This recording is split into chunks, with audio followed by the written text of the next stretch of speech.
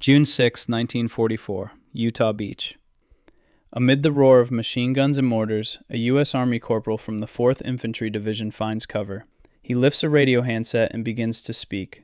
The words are not English. To any German signals unit listening in, it is gibberish, a rapid, clicking torrent of sound with no discernible pattern. On a day dominated by the most advanced technology of war, the battle for this vital stretch of sand may turn on a message sent in one of humanity's most ancient languages. In a fight where one mistake could cost hundreds of lives, what was this soldier saying, and who was he talking to? The answer lies in a story that remained classified for decades: the secret recruitment of 17 Comanche soldiers. Pulled from their units just months before the invasion, they were tasked with a unique mission: to build a combat vocabulary from their native tongue and become a living encryption system for the 4th Infantry Division. This raises a critical question. In a war defined by advanced technology against the complex German Enigma machine, why would the Army bet the success of the Utah Beach landing on an unwritten language? The reason was a desperate communications crisis that forced a radical solution.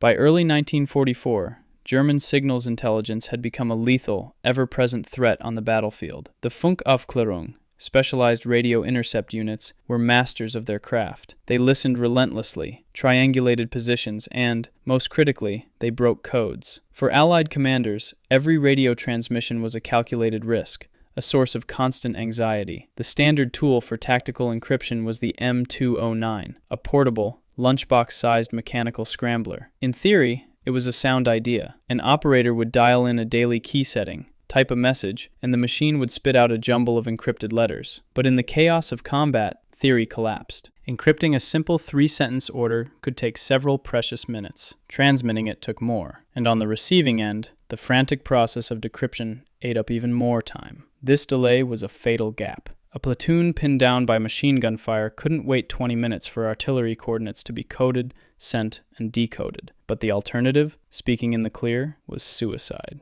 The M209 had a more dangerous flaw. It was breakable. With enough intercepted traffic, or a single procedural mistake by a stressed operator, German cryptanalysts could reconstruct the key settings. Throughout the campaigns in North Africa and Italy, Allied units had walked into perfectly laid ambushes, their movements betrayed by their own radio traffic. For the Normandy invasion, the stakes were absolute. A single compromised message revealing a key objective, a landing time, or a unit's vulnerability could unravel the entire operation. For the men of the 4th Infantry Division, tasked with storming Utah Beach and pushing inland, this wasn't an abstract problem. It was a question of survival. They needed a way to talk in real time, to coordinate fire and maneuver second by second, without the enemy hearing every word. They needed a system that was both unbreakable and as fast as human speech, but no such system existed. The solution would have to come not from a high-tech laboratory, but from a forgotten lesson of the last Great War. The lesson was a forgotten one from the trenches of World War I, where Choctaw soldiers had used their language as an unbreakable battlefield code. In early 1944, with the invasion of Europe looming, the 4th Signal Company in England received quiet authorization to try it again. It was a field-expedient gamble, born of desperation. A search began across the division's training camps, and they identified 17 soldiers of the Comanche Nation, men scattered across different infantry and artillery units. Among them was Corporal Charles Chibity. He and 16 others were suddenly pulled from their platoons, isolated, and sworn to absolute secrecy. Their new mission was not a combat drill, but a linguistic test under extreme pressure. With the invasion clock ticking down, they had to forge their native tongue into a weapon of war. They had to invent a vocabulary for concepts their ancestors could never have imagined. How do you say tank in a language that has no word for it? Or machine gun? The security of the Utah Beach landing now rested on their ingenuity and the sounds of their mother tongue. The 17 Comanches were assembled in a secure room at a base in England, their faces a stark contrast to the uniformed officers who gave them their impossible task. They were not to translate English into Comanche. That would be too simple, too easy to crack if even one bilingual speaker fell into enemy hands. Their mission was to invent a new, specialized military language, using Comanche as its foundation. The work was painstaking, a fusion of ancient vocabulary and modern warfare. How do you describe a tank? It had no direct equivalent. After discussion, they settled on a metaphor: wakari, the Comanche word for turtle, perfectly capturing the image of a slow, hard-shelled beast. A bomber plane became posataivo, or pregnant airplane, for the deadly payload it carried in its belly. A machine gun, with its staccato rhythm, was christened Sewing Machine. Adolf Hitler was simply Posataibu, the crazy white man. In sessions shrouded in secrecy, they developed, debated, and memorized a lexicon of over 250 such terms. Nothing was written down. The entire code existed only in the minds of these 17 men. On the morning of June 6th, their linguistic weapon was deployed. The group was split. 13 of the Comanches were assigned to the assault waves of the 4th Infantry Division, attached to the 8th, 12th, and 22nd Infantry Regiments. They were infantrymen first, carrying rifles and full combat gear,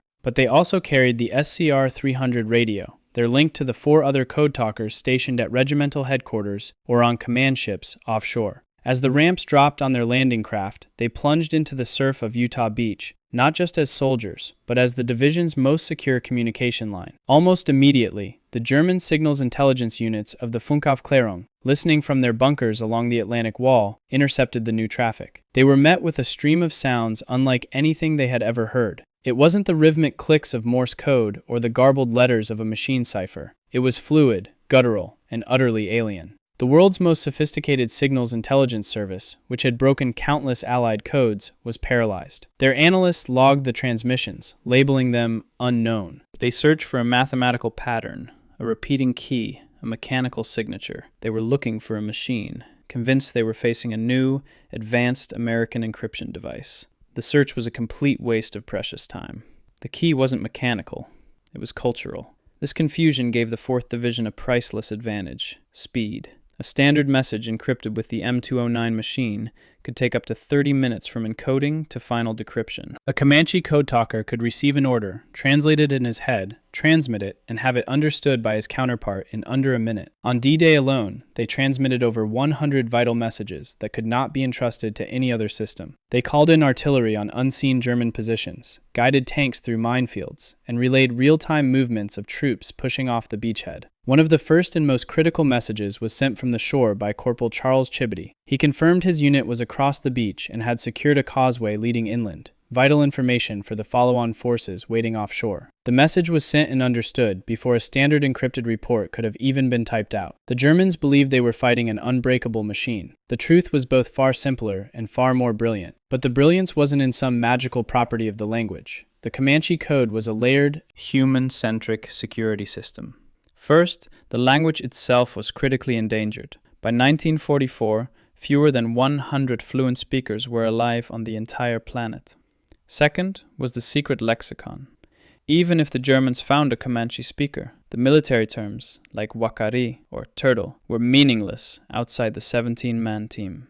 Unlike the more famous Navajo system, which involved a complex double cipher, the Comanche Code was a direct vocabulary substitution.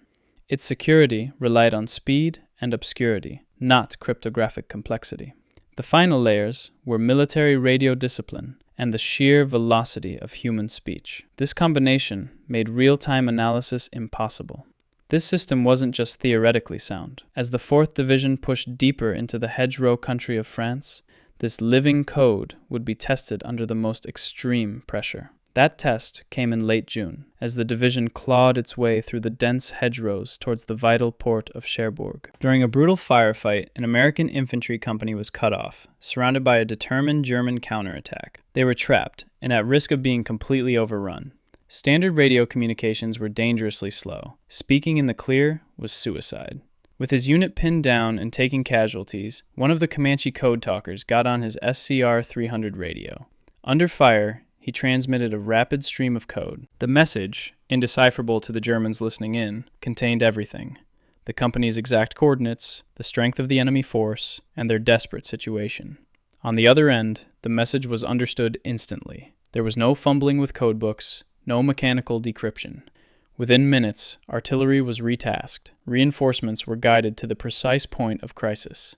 The German encirclement was broken, and the company was saved from annihilation. The Comanche system had just passed its ultimate test, not as a theory, but as a life-saving instrument of war. That soldier on Utah Beach, speaking what sounded like gibberish into his radio, was not a man in chaos. He was a precision instrument of war. He and the 16 other Comanches of the 4th Infantry Division would serve from Normandy through the brutal fighting in the Hurtgen Forest and the Battle of the Bulge, all the way into Germany. Yet their story was immediately sealed, classified as secret. When they returned home, they were simply soldiers, bound by an oath of silence, their unique contribution unknown to the nation they helped save. This was never a story about a magic language. It is a powerful lesson in asymmetric thinking, how a so-called primitive cultural tool, when fused with ingenuity and discipline, could outmaneuver the most advanced technology of its time, securing a foothold for the liberation of Europe. But their service, and the official silence that followed, carries one final profound irony. The very language the United States government had once tried to eradicate,